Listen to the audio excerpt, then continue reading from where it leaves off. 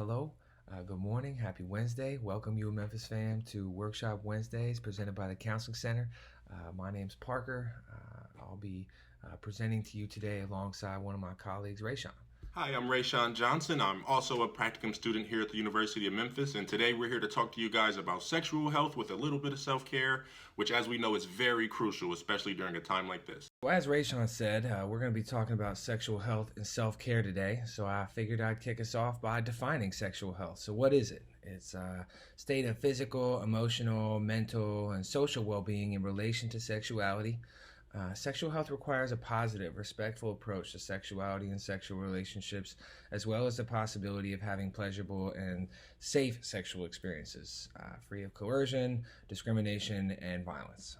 So, sex is many things. It can be fun and exciting. It can lead to new relationships, provide new experiences. It can also be pretty scary, uncomfortable. So we're going to try and talk a little bit about the whole spectrum and see where we can get to here on Workshop Wednesday.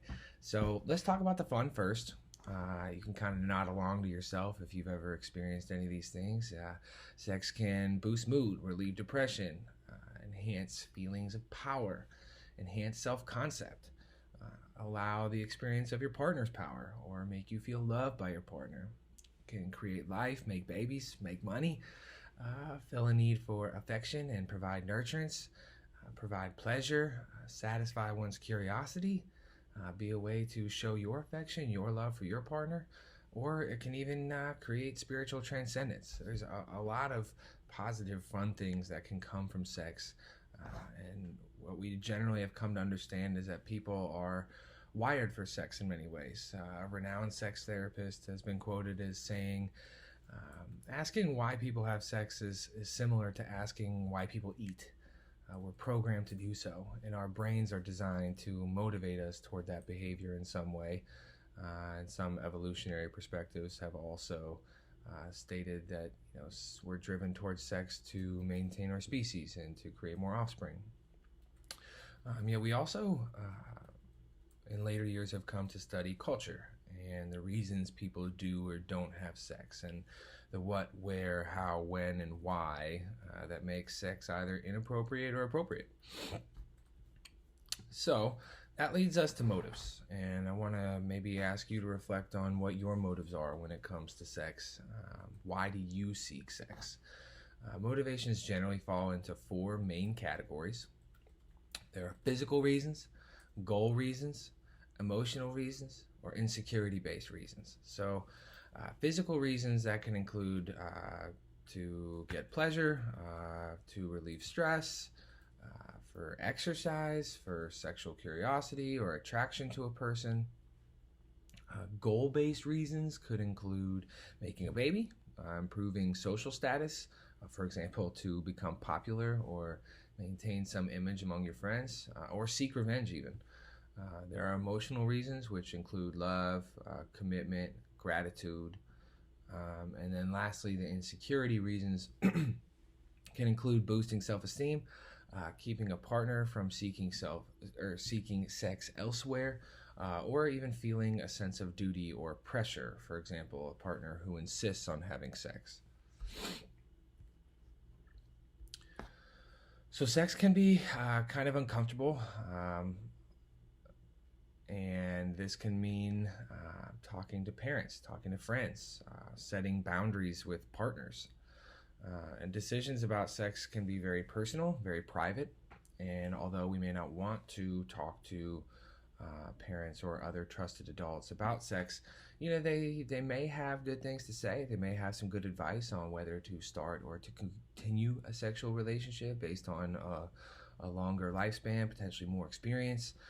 That could suggest ways to help prevent pregnancy or STDs, or even, if it does happen, to go with you to get tested or to get birth control or the HPV vaccine. Their health insurance might also cover your doctor's visit. And, if these things do happen, they may be able to support you during these difficult situations, like an unplanned pregnancy, an STD, or a sexual assault.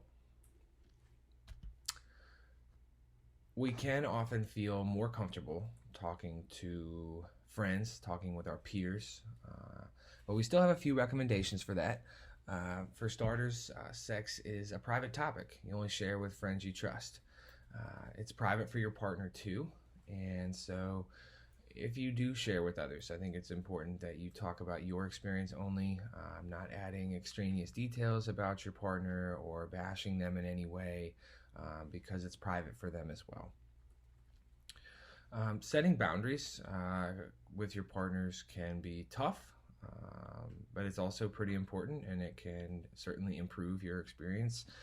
It's quite helpful to know what is comfortable and uncomfortable to you. The more time that you spend with your body and its needs, I think the better you will be able to know yourself, to be able to then articulate that to your partner and what you're looking for. It's also important to communicate openly, honestly, authentically. Chances are that the more that you do this, the better your experience with your partner will be, both during and after the sexual encounter. And authentic means not just looking for the approval of your partner. It means answering for yourself. And safe sex isn't just about condoms or birth control. It's about you being mentally and emotionally safe with that person, with someone that you trust. So before I pass the baton to my colleague Rayshawn, I need to address some of the scary parts of sex, and namely the STIs, STDs, some of the side effects of birth control. I do want to begin this section by putting it out there that STIs are pretty common. It's not something necessarily to be ashamed of. And STI testing, while it could have gone in either the uncomfortable or the scary sections, it is important to get tested and to do so at a place where you feel comfortable. So I want to bring up a number of reasons why people may not get tested. So what might be some of those reasons that you don't? One might be I have no symptoms. It's probably the most common and dangerous reason people don't get tested, because I think we often hold these images in our heads that STIs come with angry red lesions or green stuff coming out of every orifice. You may still have an STI even if you're not showing symptoms, and be able to pass it on if it's not treated. And so some STDs like herpes can have clear symptoms such as blisters, itchiness, sores. But others like chlamydia or even HIV can also stay in your body for months or years without displaying a single symptom. And the only way to know for sure whether or not you have one of these things is to get tested. Another reason you may not get tested is because you say to yourself, I'm in a faithful relationship, I'm only with my partner. But even if you trust your partner, it's a good idea for you to both consider getting tested regularly, because even if neither of you has cheated ever, you may have been carrying an STD for a long period of time from a past relationship. Another reason would be I've not had many sexual partners, but similarly to what's been expressed already, it only really takes one partner. You don't need dozens of partners or more to contract an STI. So that's not necessarily a good reason to not get tested. You may choose not to get tested because you're scared about the results. And it is scary. It is a normal feeling to have, but it's also, I think, good information for you to have that common STDs like chlamydia and gonorrhea are treatable with just a round or two of antibiotics. Viral STDs that cannot be treated either go away on their own or are pretty easily manageable, and that includes even HIV, the big scary STD. It's not the horrifying disease that it was in the past. Due to advances in medication and technology, people are often able to live their full, long life even with an HIV diagnosis. So there isn't necessarily a need to worry yourself to death. It's still nerve-wracking. It can still be uncomfortable. I acknowledge that. But if you worry about getting tested positive and fail to get tested, the STD will get worse. It'll cause more health problems, could even lead to death, and you can hurt other people in the process. So if you already have an STD, there's nothing you can do to change that. Knowing your status can only help you to work with your doctor to find the best way to move forward and to inform those who need to be told. The last reason that I have to discuss with you about reasons maybe people don't get tested or why you're not getting tested is a fear of shame of what others will think. And as I opened off this section, um, STDs are not rare diseases that only social outcasts get. The CDC, the Center for Disease Control, estimates that about 20 million cases of STIs per year occur, and that STDs are becoming more commonplace, especially among younger people. So while it's not something to celebrate, it's also not something to hide in a corner for. And it's also worth saying that no one other than your sexual partner or partners needs to know about that diagnosis.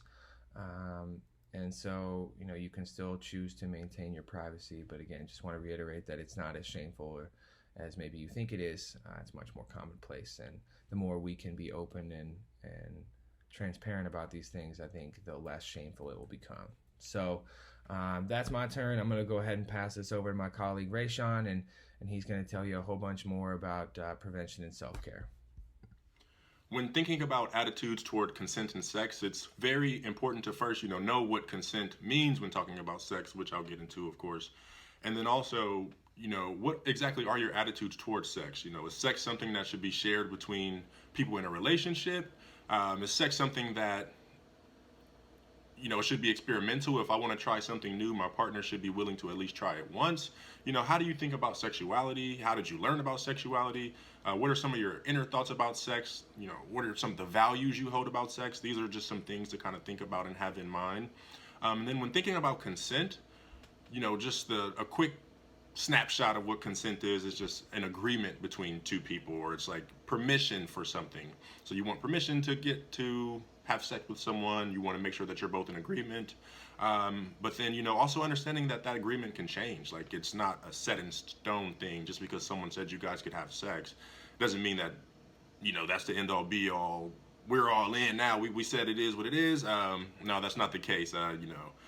When thinking about consent, I like to have an acronym for it. I think acronyms are good mnemonic devices. They're a good way of getting you to remember things. So I like the acronym FRIES. And yes, I'm talking about fries as in the food, the Wendy's fries you dip in the Frosty. FRIES, that's a really good acronym for consent. And what that means is, we have F as in freely given. You can give consent to whoever you please, but as long as you're both consenting, have sex with whoever you want. But just make sure you're doing so in a safe manner. Make sure that you both are in agreement. Also, the R in fries is meaning that it is reversible, as I was talking about a bit ago.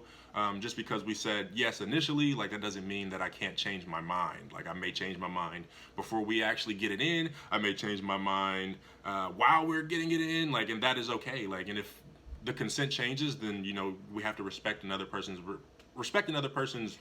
desire to even change that, because it takes some courage to come forward and say, this isn't comfortable for me anymore. So let's make sure that we're respecting people's decisions to do so.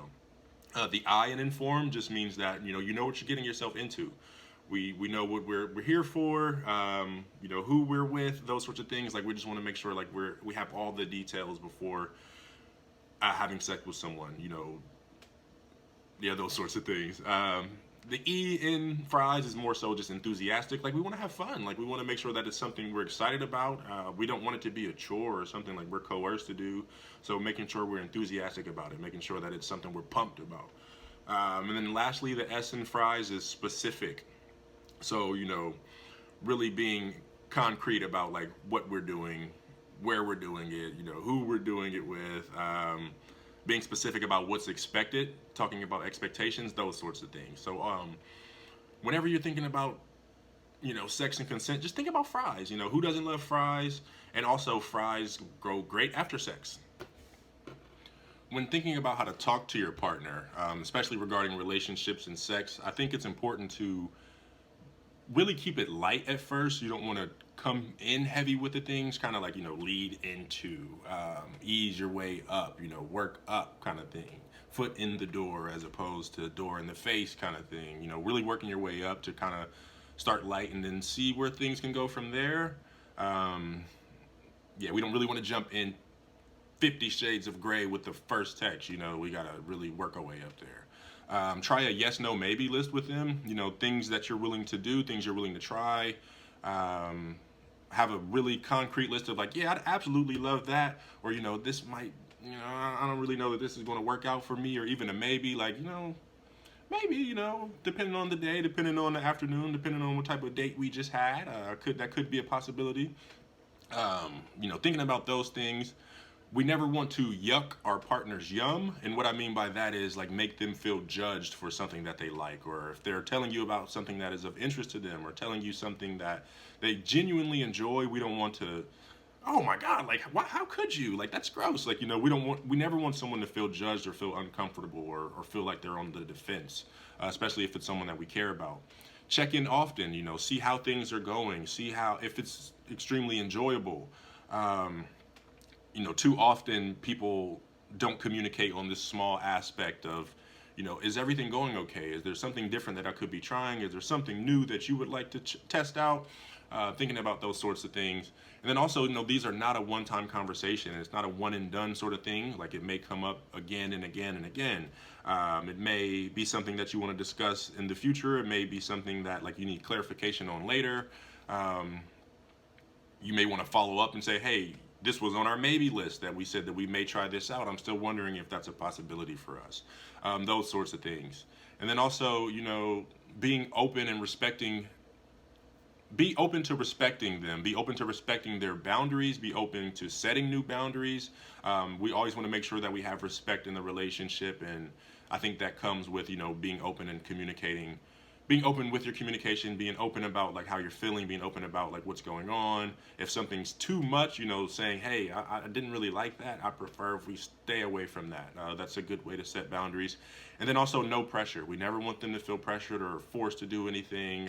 It's never a good sign. It never results in much but like resentment and doubt and guilt. So let's shy away from the pressure if we can.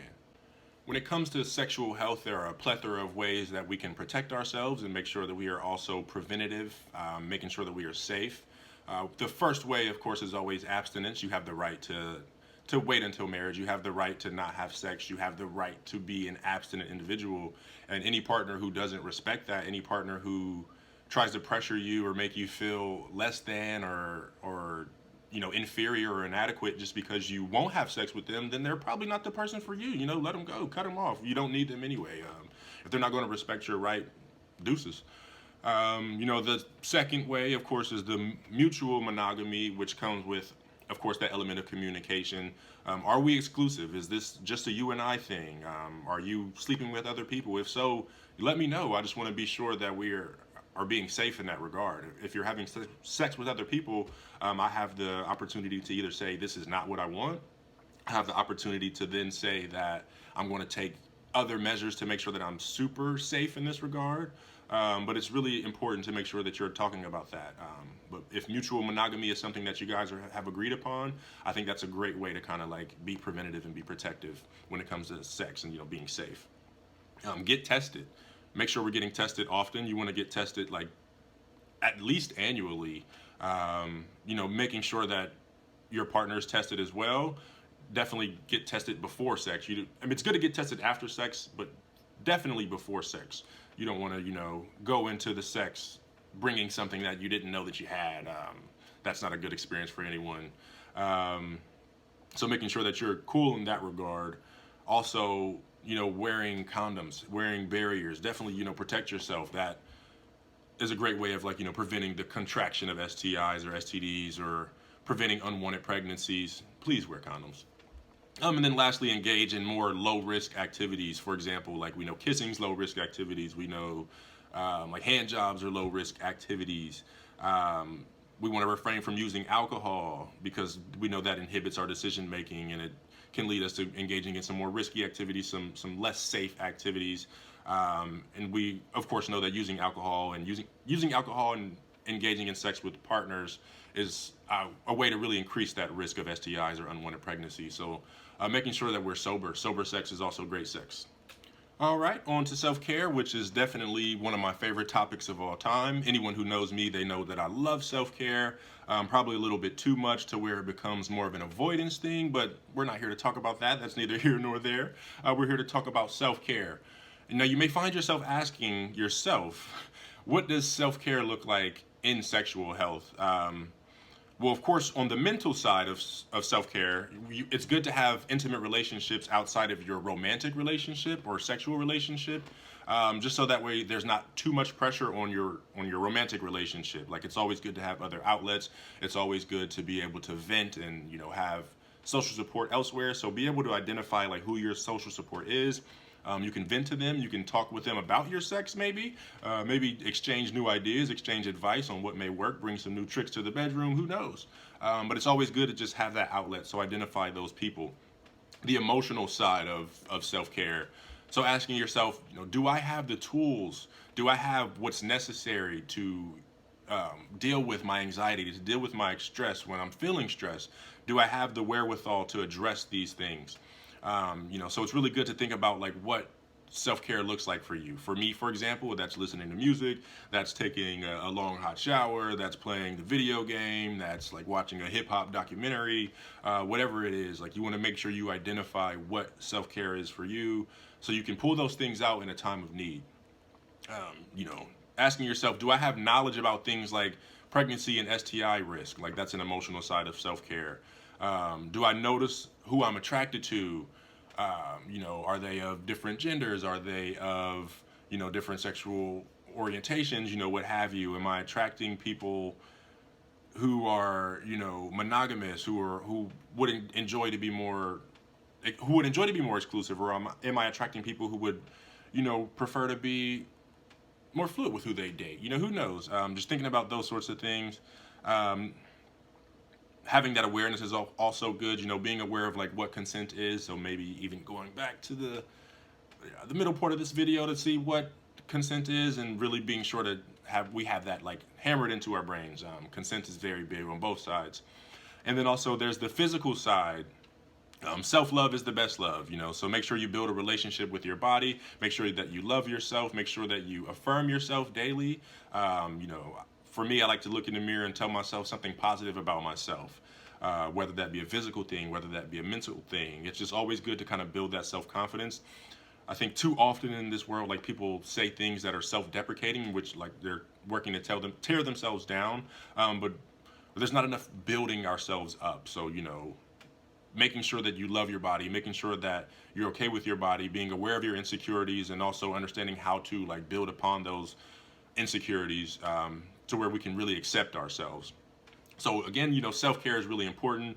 Be sure to know like what your tools are, how you can address your stress, and being aware of consent, being aware of the risk of sex, those sorts of things.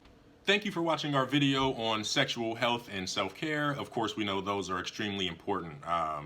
Self-care is extremely important during a time of stress, so it's really good to know like what your self-care regimen is, identifying like what hobbies feel good and help to relieve some of that stress for you. It's good to be aware of that, especially during a time like this. I can't say that enough. I can't express that or stress that enough.